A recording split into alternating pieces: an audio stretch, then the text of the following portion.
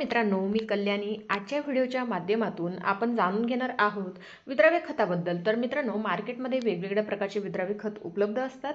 19-19-19 असेल, 12-61-0 असेल, 13-0-45 असेल, तसेच 0-52-34 असेल, 13-40-13 असेल किंवा जे काही मार्केटमध्ये विद्राव्य खत आहे तर त्या विद्राव्य खताचा वापर आपण स्प्रेद्वारे किंवा ठिबकद्वारे करत असतो. पण पिकाच्या कोणत्या अवस्थेमध्ये आपण कोणते विद्राव्य खतांचा वापर केला पाहिजे, त्यानंतर आपल्याला 100% फायदा होईल याबाबतीत 90% शेतकऱ्यांना माहीत नसते. बरेच शेतकरी वेगवेगळ्या अवस्थेमध्ये वेगवेगळ्या प्रकारच्या विद्राव्य खताचा वापर करत असतात आणि जो काही फायदा व्हायला पाहिजे तर आपल्याला तो फायदा पिकामध्ये बघायला मिळत नाही. त्याने काय होतं, उलट आपलं नुकसान होतं, म्हणजे खर्च देखील वाया जातो. जसे की फुल अवस्थेमध्ये आपण 19-19-19 विद्राव्य खतांचा जर वापर केला तर आपल्याला फुलगळ ही दिसून येते.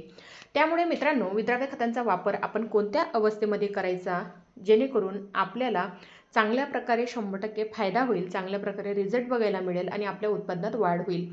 तर मित्रांनो, आपण आजच्या व्हिडिओच्या माध्यमातून सविस्तर जाणून घेऊया. मित्रांनो, व्हिडिओ खूप फायद्याचा आणि मोलाचा व्हिडिओ आहे, तर त्यासाठी स्किप करू नका, संपूर्ण व्हिडिओ बघा आणि हा व्हिडिओ बघितल्यानंतर तुम्हाला कुणालाही विचारायची गरज भासणार नाही की आपण पिकाच्या कोणत्या अवस्थेमध्ये कोणत्या विद्राव्य खताचा वापर केला पाहिजे.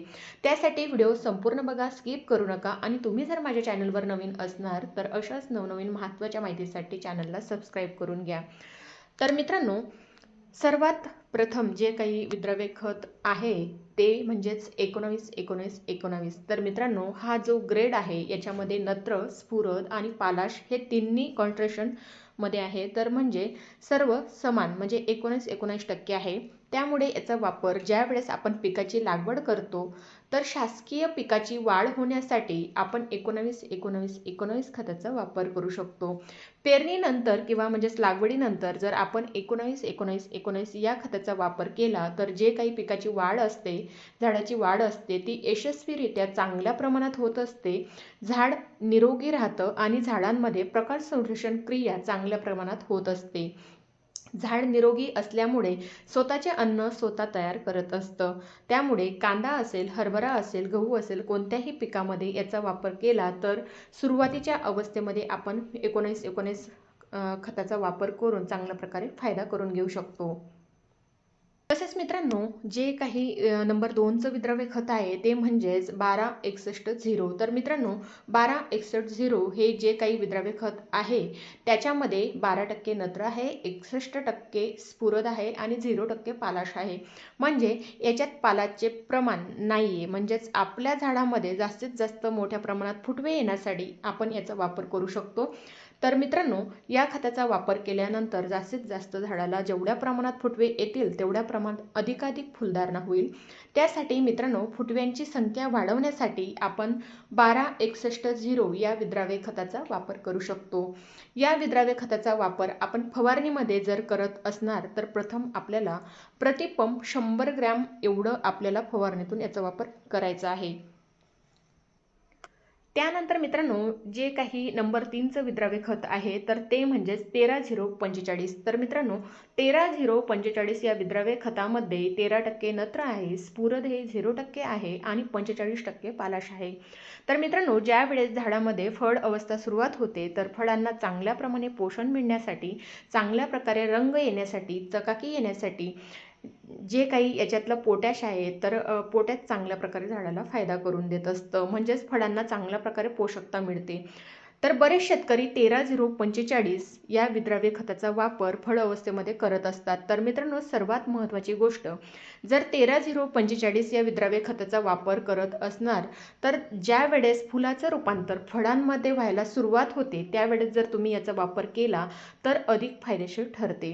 13-0-45 या खताचा वापर जर तुम्ही केला तर आपण प्रतिपंप म्हणजे याचा वापर 100 ग्रॅम एवढा आपण करू शकतो. तर 13-0-45 100% फायदा होईल. म्हणजेच हरभरा जर असेल तर हरभरा घाटे अवस्थेत असल्यानंतर तुम्ही 13-0-45 याचा वापर 100 ग्रॅम पंपामधून करू शकतात. मित्रांनो, नंबर 4चं जे काही विद्राव्य खत आहे तर ते खत आहे तर 0-52-34. तर मित्रांनो, 0-52-34 विद्राव्य खताचा वापर आपण कांदा असेल, हरभरा असेल, प्रत्येक पिकासाठी आपल्याला याचा वापर करता येत असतो. तर मित्रांनो 05234चा वापर देखील आपण प्रतिपंप 100 ग्रॅम एवढा फवारणीमधून करू शकतो. तर 05234 हे देखील जास्तीत जास्त फुटवे वाढण्यासाठी किंवा फुलधारणा येण्यासाठी चांगल्या प्रकारे फायदेशीर ठरत असते. विद्राव्य खत आहे ते म्हणजे 0050. तर मित्रांनो याच्यामध्ये 0% नत्र, 0% स्फुरद आणि 50% पालाश आहे. तर मित्रांनो याच्यामध्ये 50% पालाश असल्यामुळे आपण जर पिकाच्या फळ अवस्थेमध्ये जर याचा वापर केला तर नक्कीच फळ पोचण्यासाठी, फळाला चकाकी रंग येण्यासाठी याचा 100% पिकाला फायदा होत असतो.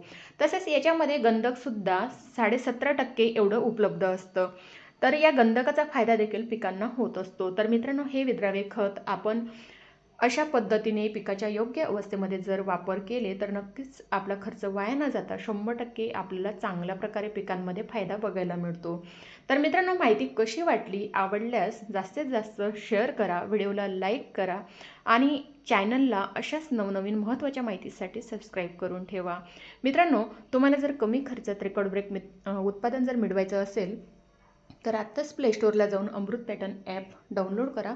लाखो शेतकरी अमृत पॅटर्न पद्धतीने लागवड करून अगदी कमी खर्चात रेकॉर्ड ब्रेक उत्पादन मिळवत आहे. इंस्टा असेल, फेसबुक असेल किंवा यूट्यूब असेल, तुम्ही अमृत पॅटर्न सर्च करून लाखो शेतकऱ्यांचे फीडबॅक म्हणजे तुम्ही बघू शकता. तर मित्रांनो भेटूया अशाच महत्त्वाच्या नेक्स्ट व्हिडिओमध्ये.